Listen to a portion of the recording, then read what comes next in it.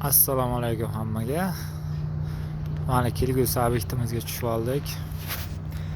Oradagi qilgan ishlarimizga ozgina vaqt sharoit to'g'ri kelmadi. Shuncha qo'yolmadik. Birinchi buzish ishlari. Undan keyin nasib bo'lsa tagini to'g'irlab, taxlab, nasib bo'lsa chiroyli bo'lgandan keyin Xudo xohlasa qo'yamiz tayyor bo'lgan holatini. Bu tagi, ichkarilar, tomonlar, opsi hamma joy bo'ladi. Mana devor kurashganisidan nasib bo'lsa chiroyli qilib beramiz. Stullar ham bo'ladi nasib bo'lsa.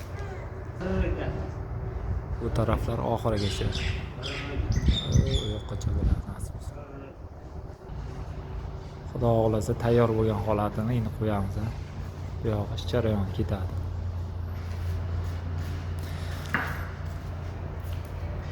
Mana bu emulsiyani ustini qirib chiqib, tagiga besiyotgan topga urib, undan keyin ustidan kafini kley boshlab, to'g'irlab, keyin traventinni boshlaymiz xudo xohlasa.